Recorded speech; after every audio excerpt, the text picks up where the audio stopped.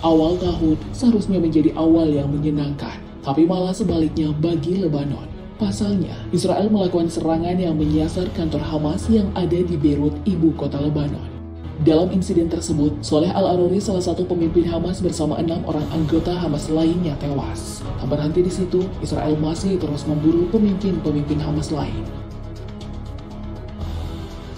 Israel bahkan berani menawarkan imbalan kepada siapa saja yang punya informasi seputar komandan Hamas, seperti Yahya Sinwar, Muhammad Sinwar, Rafa Salamah, dan Muhammad Deif. Bagi siapa yang punya informasi tentang Yahya Sinwar, mereka akan mendapatkan uang senilai 400.000 US dollar atau setara dengan 6,2 miliar rupiah. Sedangkan untuk informasi seputar Muhammad Sinwar dihargai sebesar 300.000 US dollar atau sekitar 4,6 miliar rupiah. Lalu bagi yang memberikan informasi soal Rafa As-Salame dijanjikan akan mendapatkan 200.000 US dollar atau sekitar 3,1 miliar rupiah.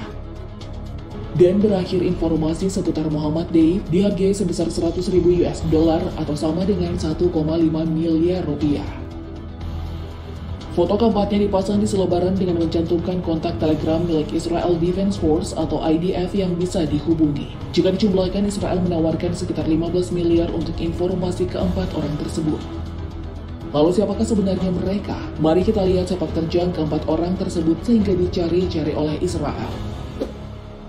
Yahya Sinwar lahir di kamp pengungsian Khan Younis pada 29 Oktober 1962. Tahun 1948, keluarganya diusir dari rumahnya yang berada di Masjid Asqalan atau Ashkelon yang sekarang menjadi wilayah Israel.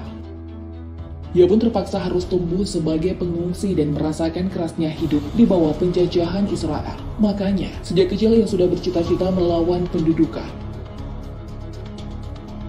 Dia lalu menempuh sekolah menengah khusus laki-laki yang ada di Khan Younis dan menyelesaikan pendidikannya di jurusan Bahasa Arab Universitas Islam di Gaza. Sinwar pernah ditangkap oleh tentara Israel saat umurnya masih berusia 19 tahun pada tahun 1982. Lalu 3 tahun setelahnya, tahun 1985, dia ditangkap lagi. Bahkan ia pernah dipenjara selama 22 tahun, yaitu pada tahun 1988 hingga 2011. Secara tidak langsung, sebagian masa dewasanya banyak dihabiskan di penjara. Yahya Sinwar juga dianggap bertanggung jawab atas serangan Hamas pada 7 Oktober 2023 lalu, yang telah menewaskan sekitar 1.200 orang dan ratusan orang lainnya menjadi sandera. Karena itu, Laksamana Muda Daniel Hagari pun sangat geram terhadap Yahya Sinwar.